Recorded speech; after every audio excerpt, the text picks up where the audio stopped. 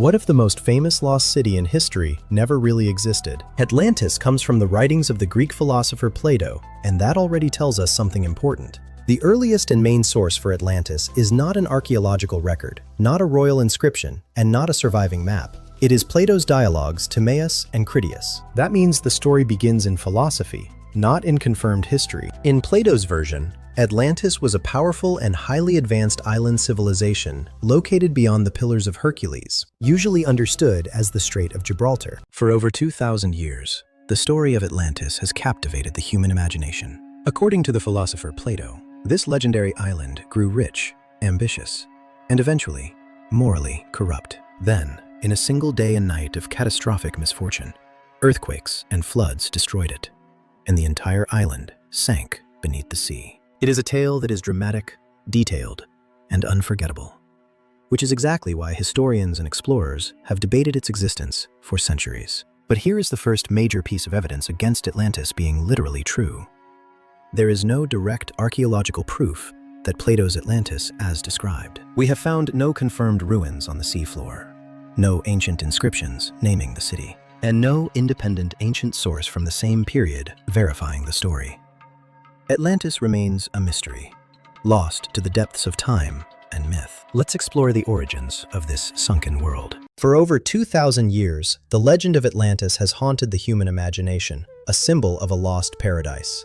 But as we search for its ruins, a fundamental question arises. Where is the evidence? That absence matters, especially for a civilization Plato described as enormous and powerful. If Atlantis had really existed exactly as the story claims, historians would expect stronger physical evidence, ruins, records, inscriptions, or at least independent references from other ancient writers. Instead, Plato remains the only original and central source. That is why many scholars believe Atlantis was not meant to be read as literal history. To them, it looks less like a lost civilization and more like a carefully crafted story placed inside a philosophical work. Ultimately, Atlantis may exist not in the depths of the ocean, but in the depths of human philosophy. So why do so many people still think there may be something real behind Atlantis? Because some researchers believe Plato may have drawn inspiration from an actual Bronze Age catastrophe, the volcanic eruption of Thera, now called Santorini. This eruption was one of the most devastating disasters in the ancient Mediterranean world. It likely caused earthquakes, ashfall, and destruction across nearby regions, especially affecting the Minoan world on Crete. That makes it one of the strongest real-world events people connect to the Atlantis myth. This is the strongest evidence in favor of Atlantis having some real foundation,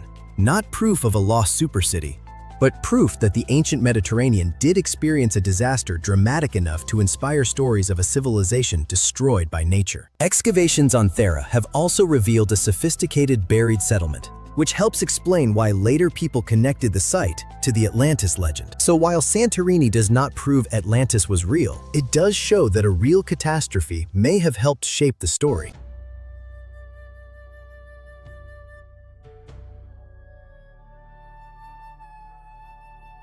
But there is also a powerful counterargument.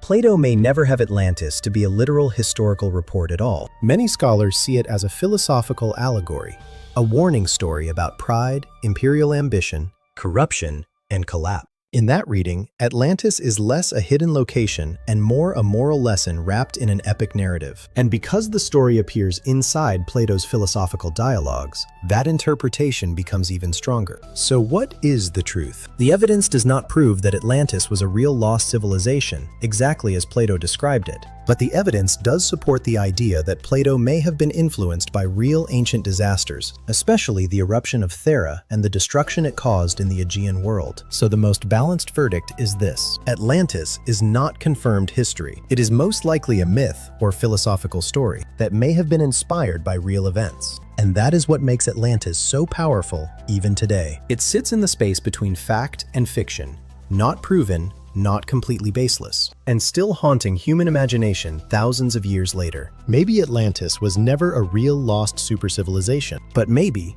buried inside the legend, there is still a memory of something real.